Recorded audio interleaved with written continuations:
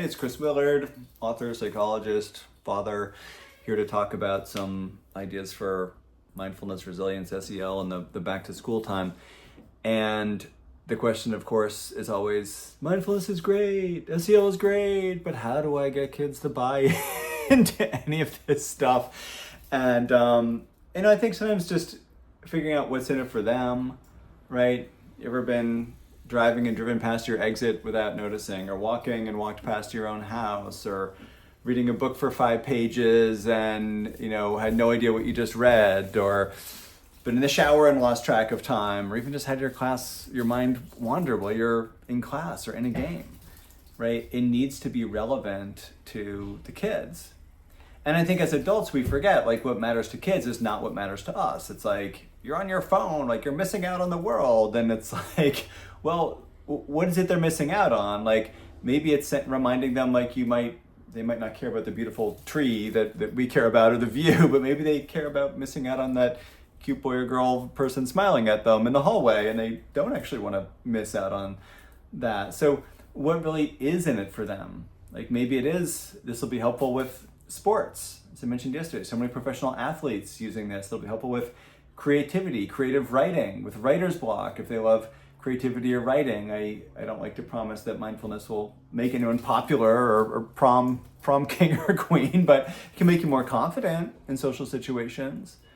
Or asking, have you ever been with someone and you just feel like you feel really good around them, like they're really giving you their full attention? Well, that's presence, that's charisma. You can actually cultivate that with mindfulness, with being really present with people. So that, maybe some social buy-in a little bit there. And some kids, sure, academics, but not everybody. Actually, I was working at a school once and I put up signs around campus, and half of them said mindfulness group and half of them said stress reduction group. And I put my email and I sat back to wait to see what people would write. And I got like 50 emails for the mindfulness group, and I got like 2 emails for the stress reduction group, which to me was an interesting little experiment. The kids actually were curious about mindfulness, but they didn't actually want to talk about stress because that was sort of a badge of honor in that kind of high pressure cooker school.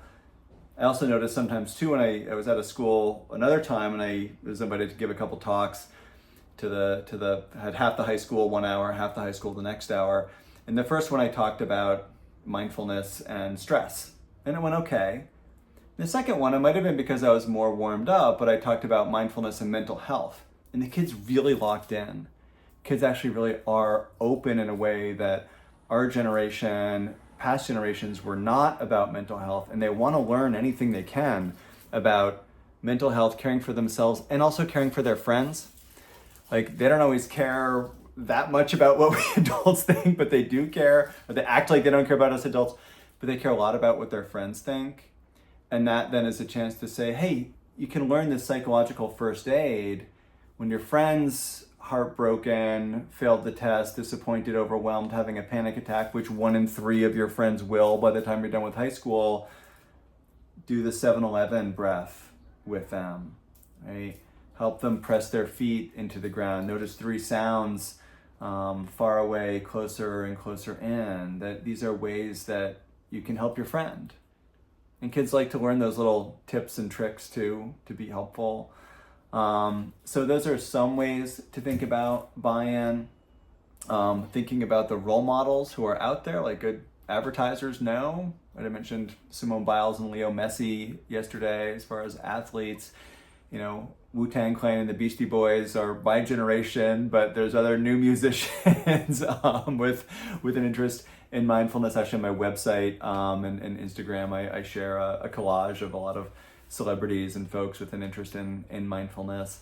So that these are other people who are talking about mental health, talking about social intelligence, emotional intelligence, anxiety, mindfulness, meditation, other really important topics, right, that kids can learn about. Having kids help us lead practices. Again, maybe in a classroom, it's, do you want to be the bell ringer? Do you want to be the timekeeper? Inviting kids also as a therapist. Often at the end of a session, I'll invite a parent in. I'll say, do you want to, maybe you can teach your parent the superhero breath or something like that. And actually, superheroes are a great bind with little kids. My friend Daniel taught me the Superman breath. You put your hands on your hips like this, breathe in, and then breathe out, up, up, and away. Or the Spider-Man breath, breathe in, and then shoot your magic web. And I don't know how mindful exactly it is. You might want some quiet ninja breaths afterwards to settle things down. Breathe as silently as possible. But those are some kind of fun buy-ins. Having kids do an assembly where they teach this stuff to the adults or that kind of thing. The brain science can be interesting, right? There are so many ways to get kids engaged and think about how to actually get them to buy in. And I think we adults often get pretty anxious about it. We're going to screw it up. They're not going to like us. And when we're with kids, we often feel like we did back in middle school, like kind of a countertransference thing that goes on. But we need to regulate ourselves again, right? And actually have more confidence than we might think we do. And I've really found that a lot of kids buy in. And I hear, even when I go and I do an assembly at a school, like I'll get emails from kids days later, years later, saying, hey, you came to my school, some kids were giggling, you taught me this thing about, putting my hands behind my head. I still use that. I did it before my college interview. So helpful. Really helped me calm down. Or in this other difficult situation, or did my roller coaster breath, or whatever it might be. So we find these things and ways in. We don't always know what seeds we're planting and when the buy-in will take place. But what's nice about mindfulness is it can be kind of stealth. No one has to know, right? After the class, after the assembly, who's still practicing necessarily and who's not. So these are a few buy-in ideas. Again, tons more in my course. I want to hear in the discussion too. What are you all doing to get kids to buy in? Because I'm not perfect every time by any means, but just a few ideas for you to play with.